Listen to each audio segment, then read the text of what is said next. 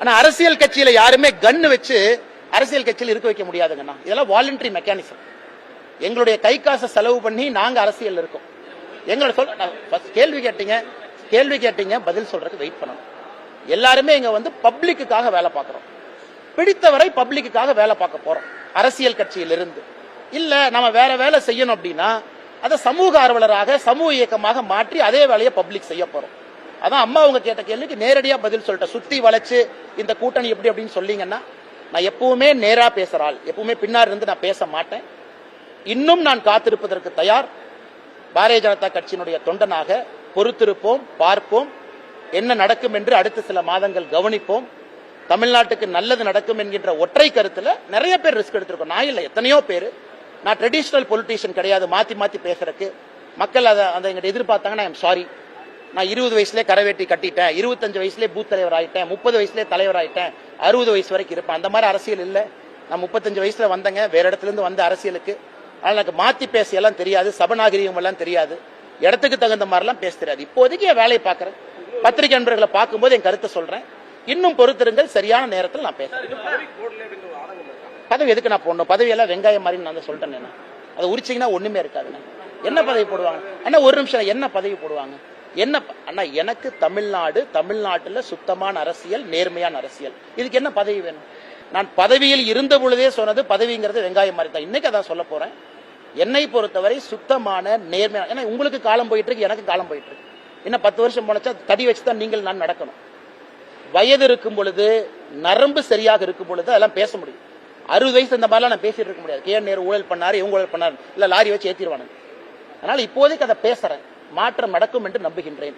அதற்காக காத்திருப்பதற்கு தயாராகவும் இருக்கின்றேன். என்ன நடக்கும் பார்ப்போம். சமூக ஊடகங்கள்ல அதிரடி அறிவிப்பை வெளியிட இருக்கிறார் அண்ணாமலை, புதிய கட்சி துவங்க இருக்கிறார் அண்ணாமலை. அண்ணா ஏற்கனவே நான் சொன்னேங்கண்ணா. ஏற்கனவே சொன்னேன். நான் எங்கே இருந்து அரசியல் வரேன்னு பாருங்க. முதல் தலைமுறை, என்னுடைய குடும்பம் விவசாயி, எந்த பேக்கப்பும் இல்லை. ஒரு தனி கட்சி எல்லாம் தொடங்கி நடத்த முடியும்னு நினைக்கிறீங்களா? அதனால் எனக்கு என்னுடைய உயரம் தெரியும். எனக்கு பாரத பிரதமர் நரேந்திர மோடி அவர்கள் மீது நான் வைத்திருக்கக்கூடிய நம்பிக்கை இம்மி அளவு கூட குறையாது, குறையவில்லை. எப்படி பயணம் செய்ய வேண்டும் என்று எனக்கு தெரியும். ஆனால் நான் இன்னைக்கு ஒரு முதல் தலைமுறை அரசியல்வாதியாக, விவசாயியாக நான் மாற்றத்திற்காக தொடர்ந்து போராடுறேன். சில நேரம் என்னுடைய மனசாட்சிக்கு எதிராகவும் நான் பேசுறேன். மனசாட்சி ஒன்னு சொல்லுது, வாய் ஒன்னு சொல்றேன். காரணம் தலைவர்கள் சொல்றாங்க. தலைவர்களுக்காக, சபை மரியாதைக்காக, சபை நாகரிகத்துக்காக சில இடத்துல பேச வேண்டி இருக்கு. இருந்தும் சில விஷயத்தை பொறுத்துக் கொள்ள முடியாது. பொறுத்திருந்து பார்ப்போம், நல்லது நடக்கும். அமெரிக்கன் பிரசிடென்ட் வரி விதிப்பு more than 2 months சார். இப்போ கோயம்புத்தூர் டிஸ்ட்ரிக்ட்ல மோர் வெயிட் சரிங்களா? இப்போ மேடம் வந்து பார்த்துட்டு போய் 1 மாசத்துக்கு மேல ஆயிடுச்சு. இப்போ அதோட ஸ்டேட் என்ன, ஸ்டேட்டஸ் என்ன, அதே மாதிரி ஃபெசிலிட்டேட் பண்றதுக்கு ஏதாவது இனிஷியேட்டிவ் எடுப்பீங்க சார்? நியாயமான கேள்விங்கன்னா, கோயம்புத்தூர் திருப்பூருக்கு வந்து பாதிப்பு அதிகம் தான், இல்லை என்று நாம் எங்கேயுமே மறுக்கல. அதே நேரத்தில் உங்களுக்கு தெரியும், நமக்கு இருக்கக்கூடிய சிக்கலை திரு பியூஷ் கோயல் அவர்கள் கொஞ்சம் கொஞ்சமா தீர்த்துக்கிட்டு இருக்கிறாங்க. நேற்று சவுத் கொரியாவிலிருந்து நம்முடைய அமெரிக்காவினுடைய பிரதமர் பேசும்பொழுது இதே தான் சொன்னாரு. இந்தியாவினோடு சுமூகமாக பேச்சுவார்த்தை நடந்து கொண்டிருக்கிறது, விரைவில் அறிவிப்பு கொடுப்போம் என்று. பியூஷ் கோயல் அவர்களும் மிக கடுமையாக உழைத்துக் கொண்டிருக்கின்றார்கள். எனக்கு எல்லா நாடுகளும் படக்கூடிய அவஸ்தையை நீங்க பாக்குறீங்க. அதனால் நிச்சயமாக எனக்கு நம்பிக்கை இருக்கிறது. ஷார்ட் டேர்ம் பெயினுங்கன்னா எல்லாத்துக்குமே நம்ம சொல்றது எளிது. இன்னும் வேலை வாய்ப்பு இன்னும் போகாத அளவுக்கு அரசு அப்படியே மேனேஜ் பண்ணிட்டு இருக்கிறாங்க. அதனால விரைவில் ஒரு நல்ல அறிவிப்பு வரும் என்பது மத்திய அரசு, நம்முடைய நிதி அமைச்சர் அவர்கள் தொடர்ந்து சொல்லுகின்றார்கள், பியூஷ் கோயல் அவர்கள் தொடர்ந்து சொல்லுகின்றார்கள். காத்திருப்போம், பொறுத்திருப்போம்.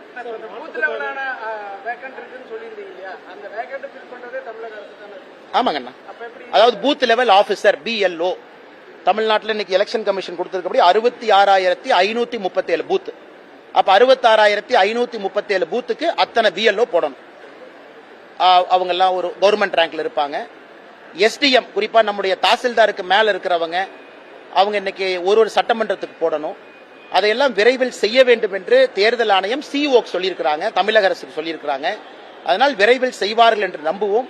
செயலினா குரல் கொடுப்போம், பேசுவோம். இங்கதானே இருக்க போறோம் அண்ணா. இல்ல, அரசு அதிகாரிங்கன்னா அரசு அதிகாரியின் மீது நம்பிக்கை வைப்போம். வரக்கூடிய அரசு அதிகாரிகள் தமிழகத்தில் மிகச் சிறப்பாக பணி செய்வார்கள் என்று நம்புவோம். பொறுத்திருந்து பார்ப்போம். அண்ணே சரியான நேரத்தில் பேசுறேன். ஏன்னா நீங்க நான் சொல்லிட்டேனாவே நீங்க கவனித்துக்குவீங்க. இல்லாட்டி நான் தான் 3 பேர்த்த சேர்த்துனா அது ஒரு 4 பேர் எழுதுவான். நீங்க பசும்பொன் போலியா அவங்க 3 பேர் போனாங்களே பின்னாடி இருந்து இயக்குனீங்களான்னு எழுதுவான். அதனால் என்னுடைய பொறுமைக்கும் ஒரு எல்லை தான். ஏன்னா நான் பேச ஆரம்பிச்சேன்னா பல விஷயங்கள் பேசிடுவேன், ஆனா நான் பேசக்கூடாது.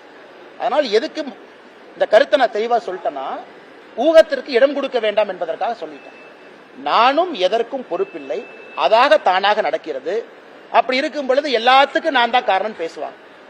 இன்னைக்கு நான் அதிமுகவை பத்தி பேசாம இருக்கேன், ஆனா அதிமுக இருக்கக்கூடிய எத்தனையோ தலைவர்கள் இன்னைக்கு என்னை திட்டிட்டு தான் இருக்காங்க. ஆனாலும் அமித்ஷாஜி அவர்கள் நான் கொடுத்த வார்த்தைக்காக கட்டுப்பட்டு நிற்கிறேன். திரும்ப எனக்கு பேசுறதுக்கு எவ்வளவு நேரம் ஆகும்? 2 நிமிஷம் போதுமே.